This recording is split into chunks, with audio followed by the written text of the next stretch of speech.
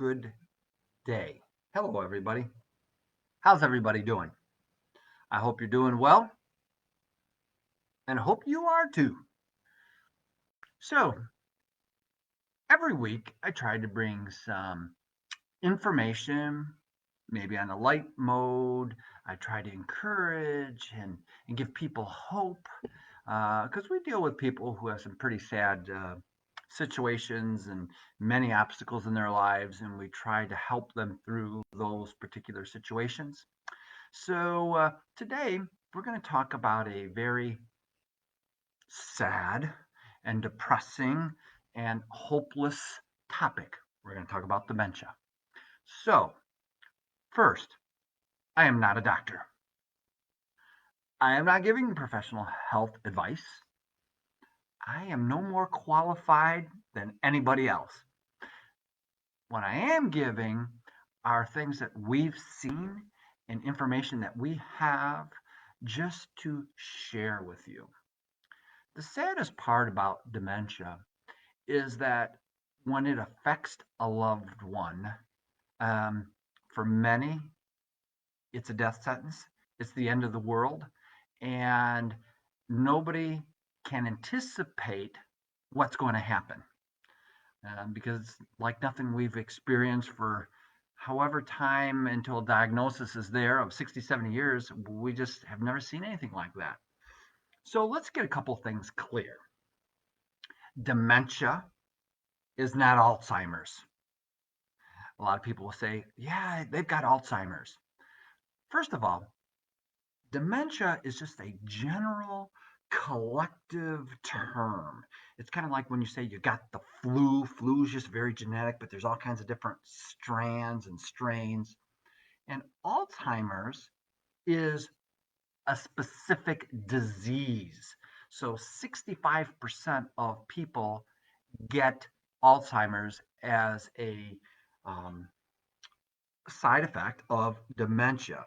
So dementia in itself is just not a single disease. It's a symptom of several underlying diseases and brain disorders. So dementia is a general term. Alzheimer's is specific. Alzheimer's is a disease. So, how does the Council on Aging um, be a part of this process? For the last 5, 6 years that I've been here, it's been one of my ongoing um, concerns because for people who don't know, there are 50 million people who have been diagnosed with Alzheimer's. 50 million. And there are 10 million new cases every year. You do need to be tested to see, if you have Alzheimer's or Lewy body. There's a number of different kinds of diseases of dementia, and there are lots of tests. There is no cure. There are some drugs that can minimize and so on and so forth, but um, at this point, um, the only thing that you really have for sure is one another. And so I want to share a little bit today about what we're doing and reassure you that as a caregiver, or maybe someone who has received the diagnosis, um, that there are people out there who care, who can help, who can give encouragement and hope to. So we know that dementia is really about the loss of memory. It's a brain disorder, a loss of judgment, problem solving skills, analytical skills, maybe just general thinking abilities, social abilities, um, uh, or just it interferes with daily functioning.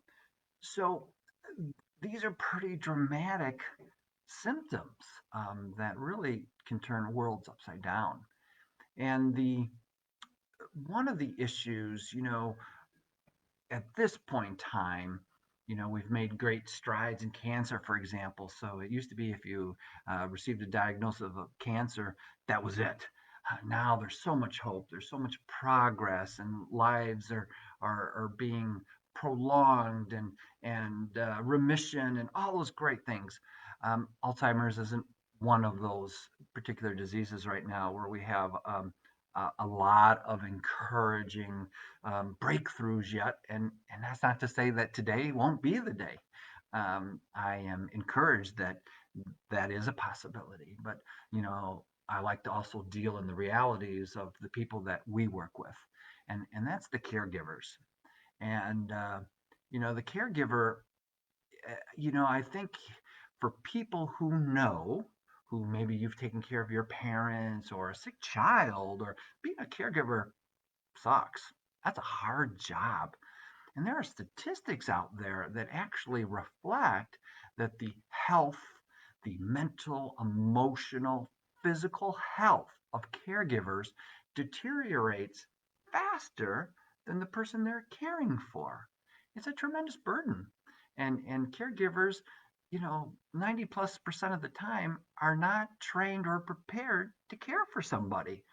Imagine if you yourself is 50, 60 years old, and maybe your health isn't the best, and you're caring for a loved one who has not only dementia, but any kind of caring for the physical toll that it takes on you to care for somebody. And and to have in-home care, if you don't have the right kind of insurance or can afford it, is very expensive. So the burden comes on family. And while in many ways, I was blessed that I didn't have to endure my mom's time. Um, I'm not sure I would have been able to do that. No matter how strong and tough you are, it's a burden, and it breaks my heart when we talk with caregivers, their stories. Um, that's tough. And so for the last 6 years, I've really wanted to get together a proactive caregiving program that, again, we don't have the answers, but we want to offer some kind of talk, conversation, respite that we can share with you an hour of time away from that constant burden, that constant care, that constant guilt, the constant shame that many caregivers go through. People will say, well, that's my spouse, that's my child, that's my blood, and that is a heavy burden to carry. And I think sometimes the intentions in the beginning are right from the heart, but as the days, the weeks, the months, the years go on, um, we've seen things of resentment, feelings of anxiety, anger, um, because dementia is very hard to understand. I've seen so many different cases firsthand, and everyone is different. Everyone is unique. Everyone has a different story. Um, so it's hard sometimes to have people to understand what you're going through. So we've created this monthly. I mean, I have directed our staff that we're going to have a monthly coffee conversation with caregivers of family members who have dementia or Alzheimer's or any other of those kind of um, related diseases. Again, it's something. We have people who come to us and we have resources, we have referrals, but it's an overwhelmed system. And so people who live here are with us. We want to give something back to you to let you know you're not alone. Yeah, we're not going to be there helping to change diapers or the frustration of 3 in the morning. We're not, but we're starting somewhere. And it is a very it's weird for me because, like I said, I didn't live through it with my mom, um, but I've been around it so much that it is um, um, a calling for me to reach out because I feel many caregivers are alone. They feel nobody understands. They feel that there's no help. They're lost. And at the Council on Aging, one of my passions is to be a voice for those who don't have a voice, to be that beacon in a sea of darkness, and dementia can be a huge ocean of darkness. And so this is something that I would encourage you. If you know somebody, call us and say, I want information on the caregivers coffee conversation. We want to be there for you. And I'm going to do everything I can to do whatever we can to help you, guide you, direct you through this time. So um, it's about hope. It's about encouraging. It's about lifting one another up, no matter what the struggles are. And we're here for you. So this has just been Rich today. Um, Maybe not as chipper as always, but I am chipper. Just this is just something that really touches my heart.